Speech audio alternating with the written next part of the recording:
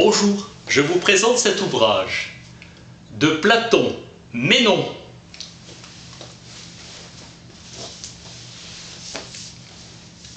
La coutume voulait qu'un enfant porte le nom de son grand-père, pour Platon, Aristoclès. Respect de la religion sans mysticisme ni superstition. Aimer la poésie.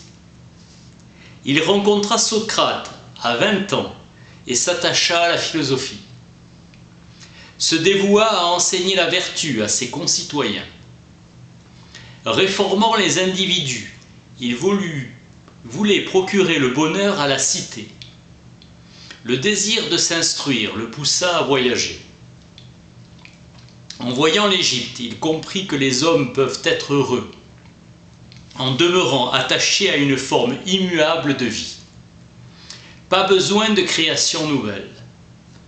Platon recherche ce qu'est le courage, la sagesse, l'amitié, la pitié, la vertu. Il suffit de connaître le bien pour le pratiquer.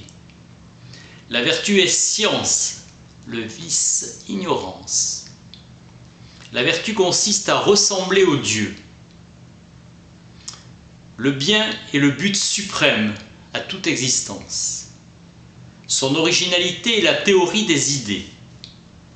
Tout s'écoule, dit Héraclite. Le même homme ne descend pas 2 fois le même fleuve.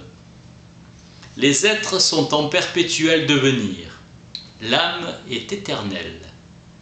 Adhésion de la volonté dans la connaissance du bien. L'assise de l'État est la justice. Que le désir soit soumis au courage et le courage avec le désir à la raison. 3 citoyens, les magistrats philosophes, la raison, les guerriers, le courage, enfin les laboureurs, artisans et marchands, l'instinct et le désir. La justice consiste à remplir sa fonction propre et régler l'État sur l'idée du bien. Les enfants seront rangés selon leurs aptitudes. Morale ascétique et intellectuelle. Les arts sont immuables, à jamais figés. L'art n'aura d'autre liberté que de servir la morale et la politique.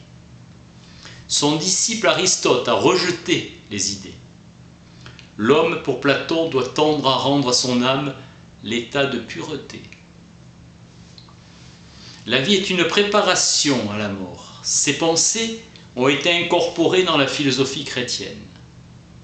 Élève des Éléates pour qui l'un seul existait, et des pythagoriciens, dans le nombre, le principe des choses.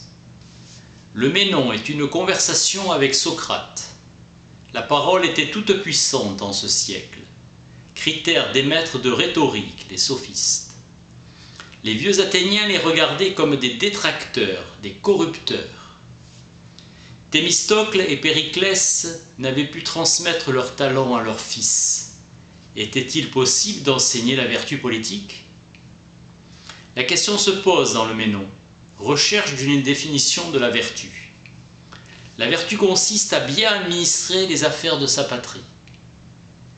La vertu est la capacité à commander. Théorie de la réminiscence, théorie de l'âme enseignant par les orphiques et les pythagoriciens. La vertu peut-elle s'enseigner ? Conclusion, elle le peut, elle est science, mais il n'y a pas de maître de vertu. Ménon est un noble thessalien qui voyage avec ses serviteurs. Il a reçu l'éducation qu'il convient à un riche.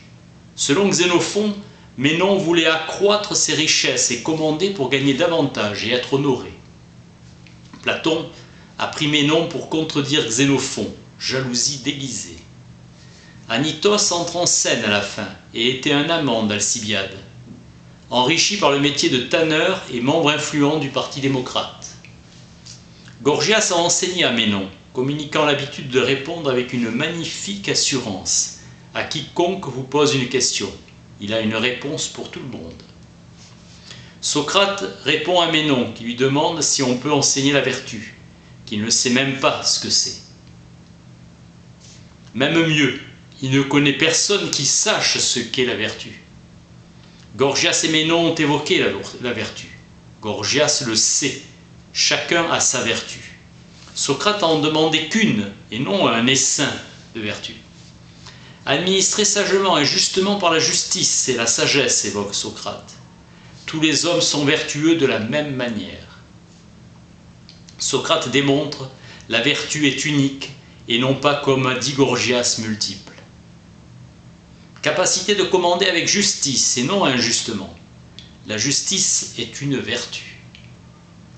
Le courage, la tempérance, la sagesse, la générosité sont aussi des vertus.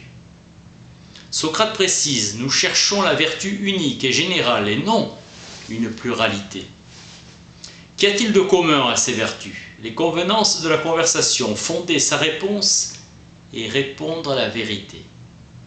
Tous les discours de Ménon sont des ordres comme ceux des jeunes gens qui se jouent de leurs adorateurs en véritables tyrans. Définition de Pindare, poète, sur la couleur. Écoulement de figures proportionnées à la vue et sensible. Socrate demande une définition générale de la vertu. Le poète aime les belles choses et appelle vertu le désir des belles choses. Socrate répond que personne désire les choses mauvaises et ne veut être malheureux. Personne ne veut le mal.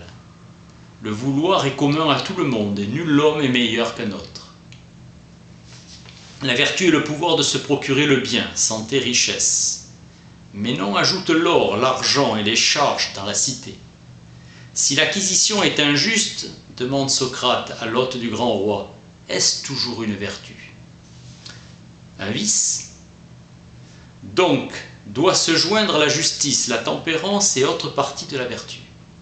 Socrate demande de ne pas mettre en morceaux et de briser la vertu. Ménon affirme que toute action est vertu. Qu'est-ce que la vertu? Non une partie de la vertu. Socrate met tout en doute et jette les autres dans le doute. Il ensorcelle par ses charmes Ménon. Socrate ressemble à une torpille de mer qui engourdit si on le touche. Si on la touche, la torpille de mer. Ménon est incapable de dire ce qu'est la vertu, et pourtant il en a parlé souvent. Ailleurs, Socrate serait arrêté comme sorcier. La comparaison de Ménon fait ce qu'il veut comme les beaux garçons, être comparé à son tour à son avantage. La torpille est aussi engourdie quand elle engourdit les autres. Socrate dit embarrasser les autres, car il est embarrassé lui-même. Il ignore ce qu'est la vertu.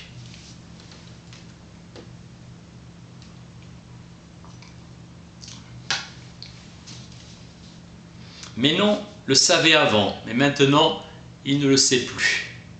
Il n'est pas possible à l'homme de chercher ce qu'il ne sait pas. Socrate dit entendre ceux qui sont divins, comme le poète Pindare, les prêtres et les prêtresses. L'âme de l'homme est immortelle. Elle ne peut jamais s'échapper, revient. Il faut donc mener la vie la plus sainte possible. Socrate parle de Pindare et cite aussi Empédocle, qui était membre d'une confrérie pythagoricienne. L'âme a vécu plusieurs vies, et il n'est rien qu'elle n'ait appris. Elle se souvient, l'âme a tout appris. Être courageux et ne pas se lasser de chercher, car chercher et apprendre n'est rien d'autre que de se ressouvenir.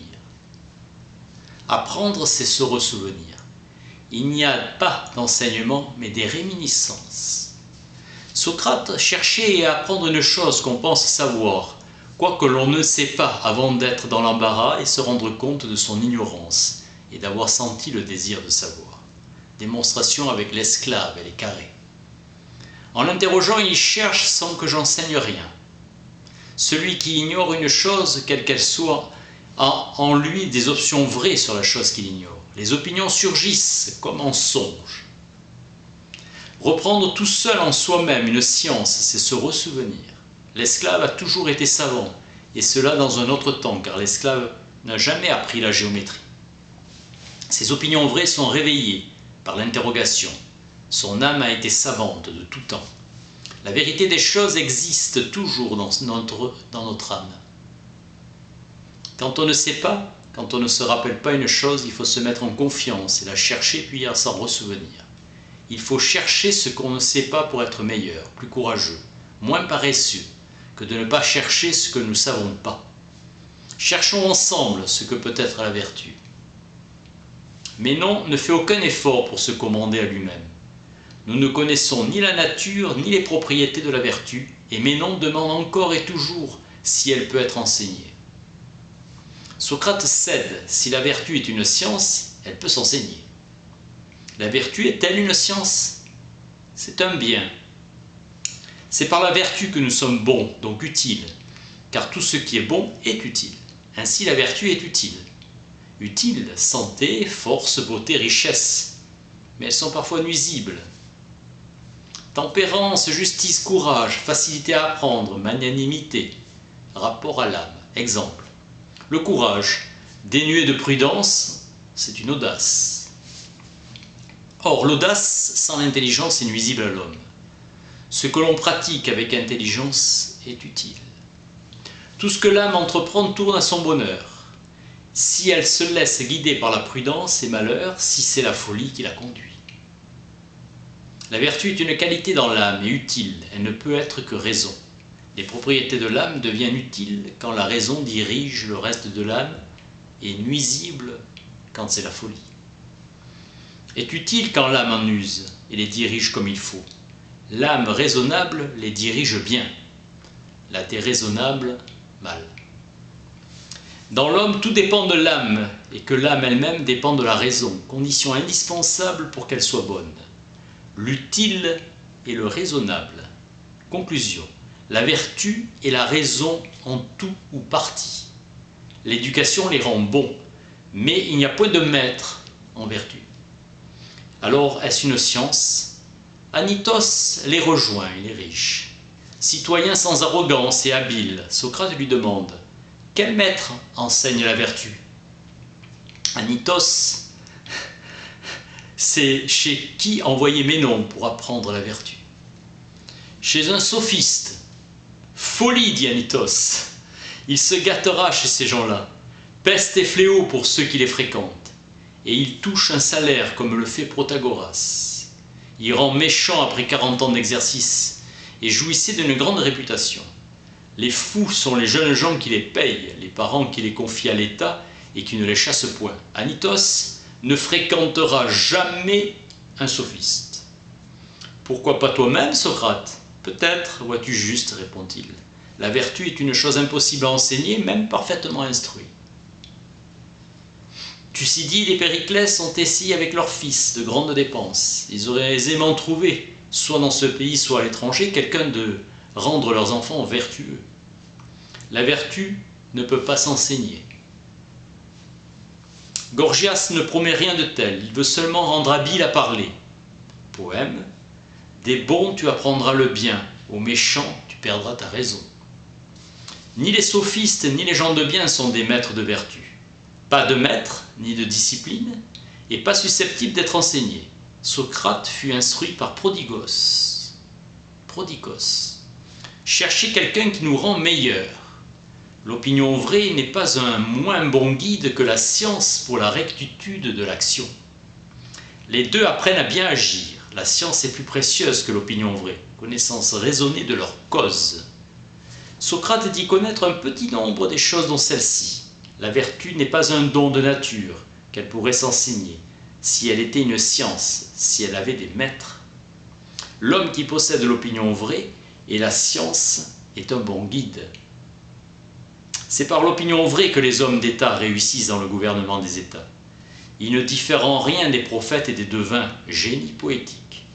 Ils sont inspirés, car c'est grâce au souffle du Dieu qui les possède qu'ils obtiennent tant et de si grands succès en parlant sans rien savoir. La vertu est une faveur divine, qu'elle arrive sans intelligence chez ceux qui en sont favorisés. À moins qu'on ne trouve parmi les hommes d'État quelqu'un qui soit capable de communiquer son talent à un autre. Homère, il est le seul sage, tandis que les autres ne sont que des ombres errantes.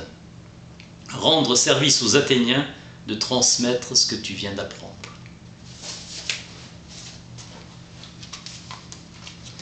De Platon, Ménon. Merci.